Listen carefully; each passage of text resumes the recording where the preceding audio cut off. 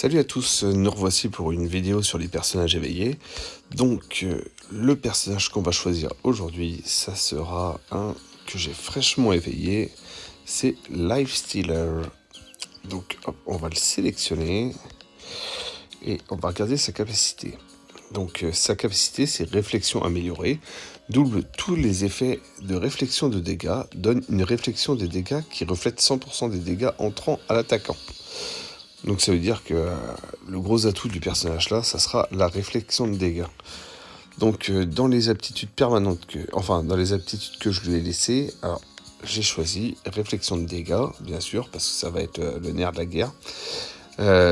Après, une qui est pas forcément, les deux autres sont pas forcément compatibles avec la réflexion de dégâts, mais elles vont m'aider à survivre sur le labyrinthe abyssal. Donc j'ai dégâts réduits et chance d'esquive. Donc c'est ça qui va me permettre de survivre en labyrinthe abyssal et d'encaisser les coups rapidement, sans mourir. Donc on va lancer une partie. Donc si vous aimez les vidéos que je fais, n'hésitez pas à vous abonner. Moi ça me montre que vous portez de l'intérêt à ces vidéos et ça me motive à en faire d'autres. Donc je compte sur vous, abonnez-vous et voilà. Donc là on est parti. Hop là. Donc j'ai fait quelques parties avec Lifestealer là. C'est pas un fou hein. Pour l'XP au début, c'est assez compliqué. Ouais, il fait le taf, mais limite quand même. Il a besoin d'un copain qui va l'aider, on va dire. Donc là, je suis un petit peu lent. Alors j'ai un Beetle avec moi, c'est pas terrible. Donc là, je prends de la réflexion de dégâts, ça va être bien. Des dégâts réduits. Hop, de l'XP, réflexion de dégâts encore. Tac, de l'XP.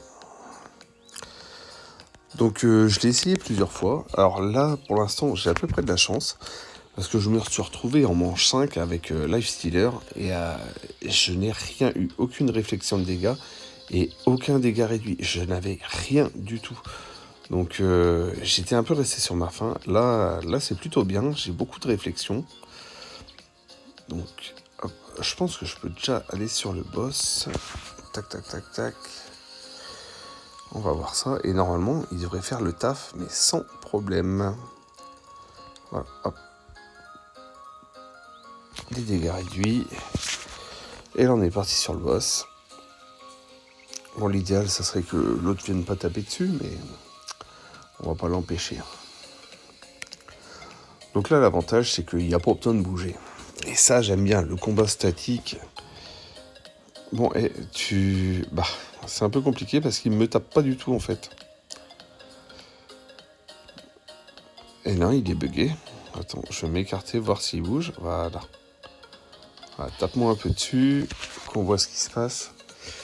Alors, est-ce que sa vie va descendre rapidement? Normalement, elle descend assez rapidement. Encore faut-il qu'il me touche. Nos réflexes, si...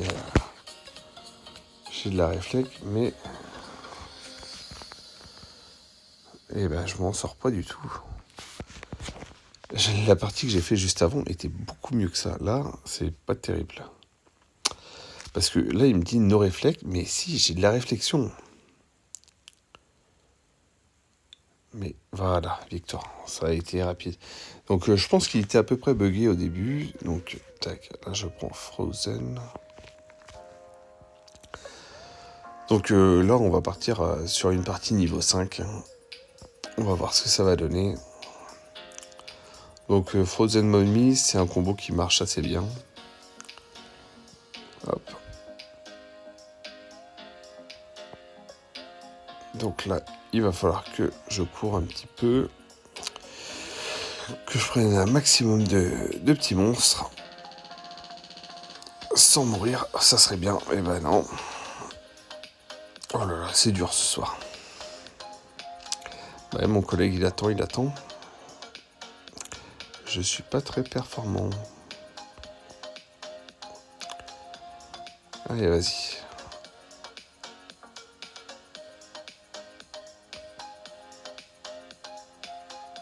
On va se réveiller à un moment. Hop, voilà.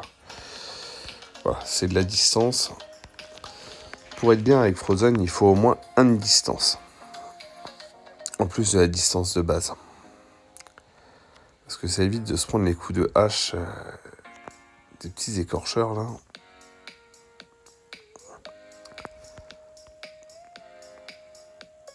Là, tac tac, hop, on n'est pas trop mal. Donc mon collègue, je ne l'ai pas vu bouger encore. Je sais pas s'il est encore là ou non. Je vais aller prendre le boss pour lui mettre quelques petits dégâts de poison.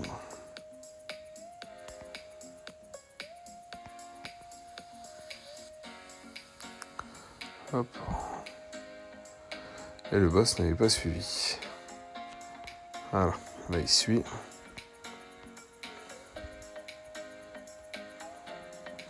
Comme ça, la momie sera plus efficace.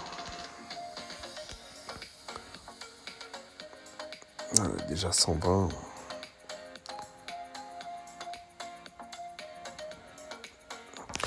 Donc aussi, une des choses que j'avais dit là, c'est quand je parle des personnages éveillés, je parle des capacités en général. Parce que quand je dis qu'un personnage n'est pas forcément utile à éveiller, si, ils sont tous utiles à éveiller, puisqu'on peut exclure des capacités en fait. Donc le vrai atout de l'éveil, c'est vraiment exclure des capacités. Parce qu'il y a des capacités qui sont vraiment nulles à chier, et si on peut les éviter, c'est le mieux. Et ça permet de se concentrer sur les capacités qu'on veut garder en fait. Donc j'ai pas l'impression qu'il est en train de jouer, donc je vais pas me faire chier. Je vais quitter la partie. Il va se démerder. Allez hop, paf.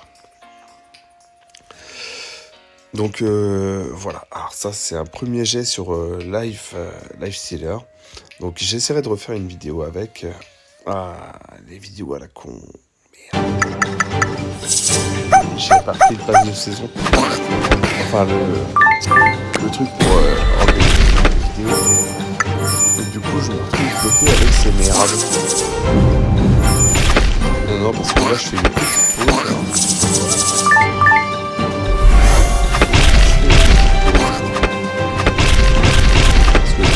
Pas avoir quelques vidéos, mais pour l'instant je vais pas avoir beaucoup de temps. Donc histoire d'économiser 10 balles, voilà. On va éviter de gâcher de l'argent. Donc là en plus, pour que dalle, en plus j'ai regardé la vidéo. Donc voilà, Lifestealer, donc pas de bol sur le début, ça a bugué. Je referai une vidéo en espérant que ça bug pas, et si je pouvais l'avoir au niveau 5, ça serait l'idéal. Donc voilà pour la petite vidéo. Allez, je vous laisse, au revoir.